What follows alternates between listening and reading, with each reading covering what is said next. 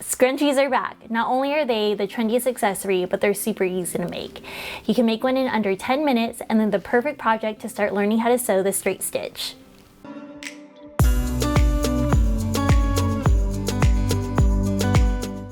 Hey y'all, I'm withlaurenmellany. I make videos to help you learn new skills and find time to actually do them. If you're new here, consider subscribing because I'd love to have you here each week. Today, we're gonna make a really quick project, scrunchies.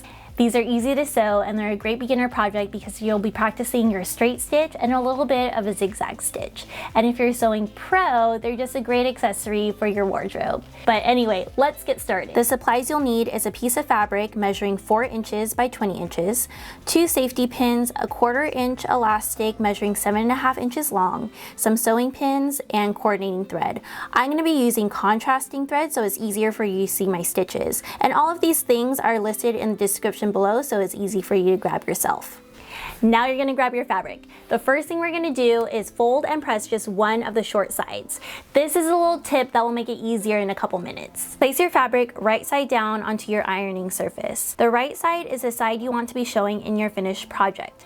You're gonna find one of the short edges and fold the raw edge about a 1/4 inch and then press with your iron.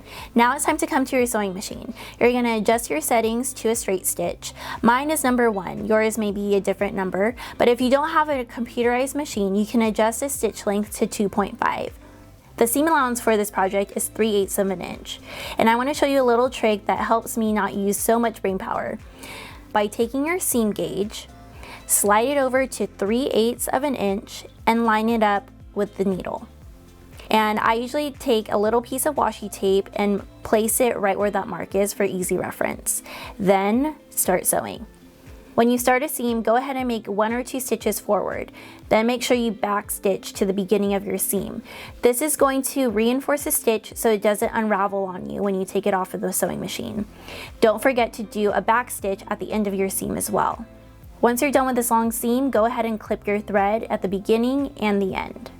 Now you should have something that looks like this. We're gonna go ahead and turn it inside out so that we can see the right side of our fabric. To do this, you're gonna grab 1 safety pin in your fabric. I like to find the edge that we did not fold over and press, and you're gonna attach it right here at the end. Don't get that safety pin too close to the edge or you can rip the fabric in this next step.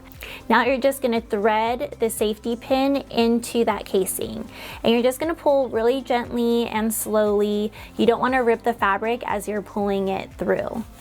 Now you're gonna wanna grab your elastic and 2 safety pins. A helpful tip is to mark your elastic about 1 inch from one of the edges. So I'm gonna line that up.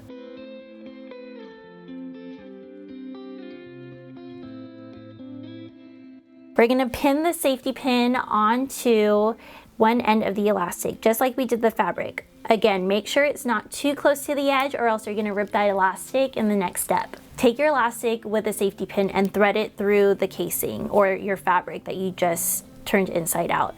You wanna make sure that there's about 1 inch at the end because we're gonna take our second safety pin, pin the safety pin to the edge of the elastic just like we did the other side, but before you close it you're going to want to attach it to one end of the fabric just like we did when we turned it inside out. This second safety pin is going to help you where you're not having to redo this step because you lost your elastic through the fabric.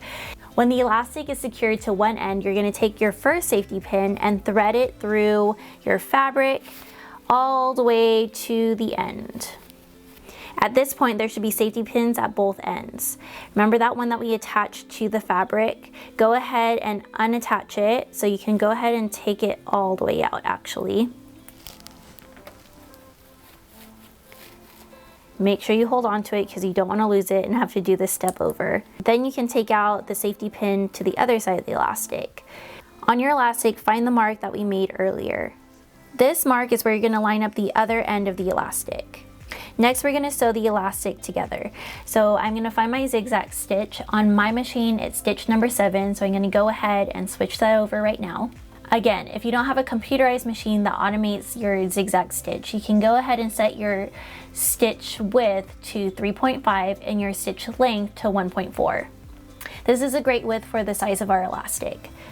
You want to pick a zigzag stitch whenever you're sewing something that stretches. In this case, it's our elastic. This is because if you do a straight stitch on something that stretches, whenever it stretches, the seam will pop because the seam isn't stretching with the fabric or the elastic. Before we sew the final seam, check to make sure that your fabric didn't get twisted and everything that we already done. When it looks good to you, you're going to tuck the end with the raw edge into the other end. So it should be the folded, pressed end that's showing on top. I would slip it in about maybe ½ an inch. The final seam is going to be a top stitch, and that's just where you can see the stitches on the right side of the project. Make sure that you switch your machine back to a straight stitch so that you're not taking out your seam ripper and having to rip out some of these stitches. I'm going to sew this top stitch about 1/8 of an inch from that folded edge. You're going to place your presser foot in the middle of the scrunchie. Start off with a back stitch all the way to the top, and then come all the way down and then finish off with a back stitch and clip your threads. Now you just evenly distribute your fabric and you're done.